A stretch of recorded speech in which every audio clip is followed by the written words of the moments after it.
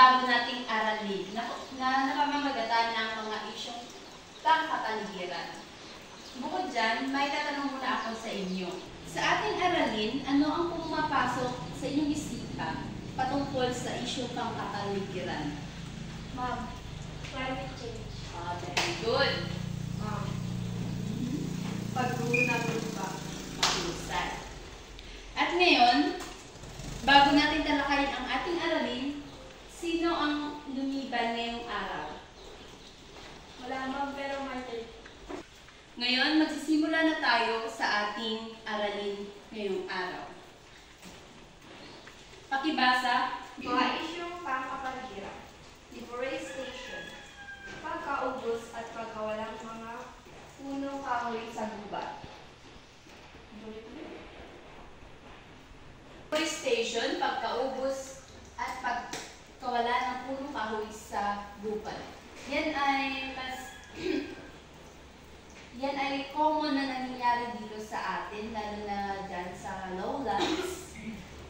At dahil dyan, nagkakaroon tayo ng mga pagbuho ng lupa at pagsanhi ng pagbabaha. Pangalawa naman, pakibasa, Miss. Pollution. Isa rin sa mga isyong pangkapaligiran na nakaka-apekto sa kalusugan ng tao. Tama! Isa rin sa mga isyong pangkapaligiran na nakaka-epekto sa kalusugan ng tao. Gaya na lamang ang ating naamoy ng usok na galing sa sakyan, sa mga factories, ganyan. Dumako naman tayo sa ikatlong uri ng isyong pangkapaligiran. Pakibasa. Pagbabaho o pagbuho ng lupang bunga ng nagpuputol ng mga kahoy na kung saan naaapektuhan sa pagbuho ng mga lupa. Pagbabaha o pagbuho ng lupa. Ito ay bunga ng pagpuputol sa mga kahoy na kung saan naaapektuhan sa pagbuho ng mga lupa. Tas, ang panghuli naman ay ang climate change.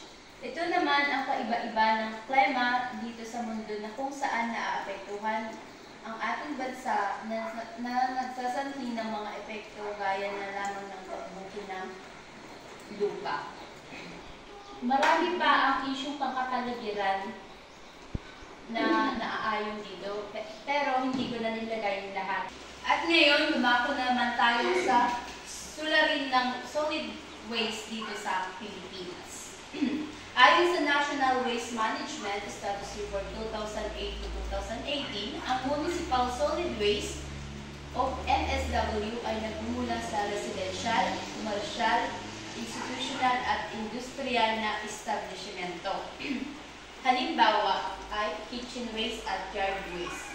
Residential yan, 56.7, at ang commercial ay 27.1, at ang institutional ay 12.1%, at ang industrial ay 4.1%. Solid waste ng Pilipinas.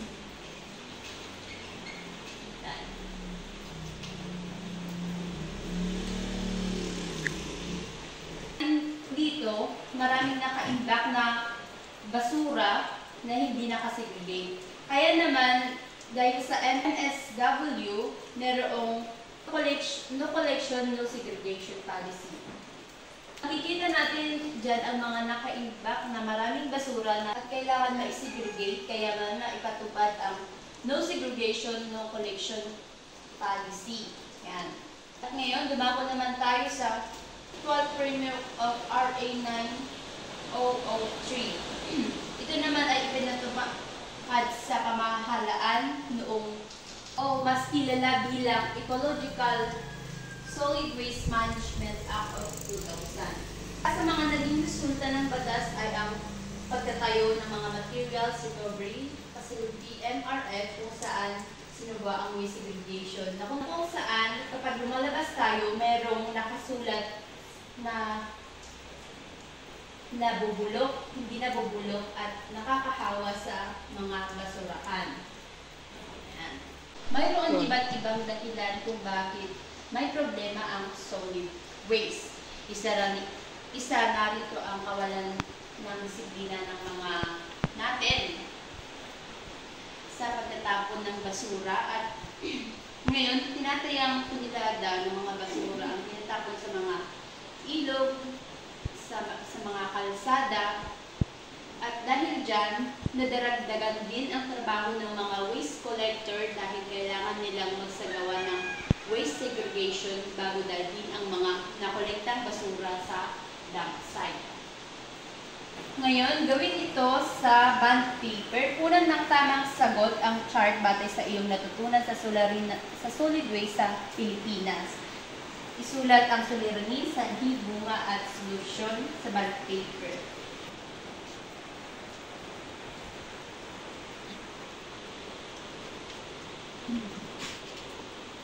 Na ba ang lahat?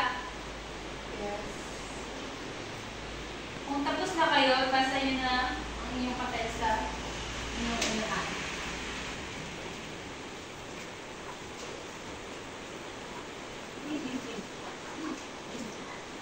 Okay, very good.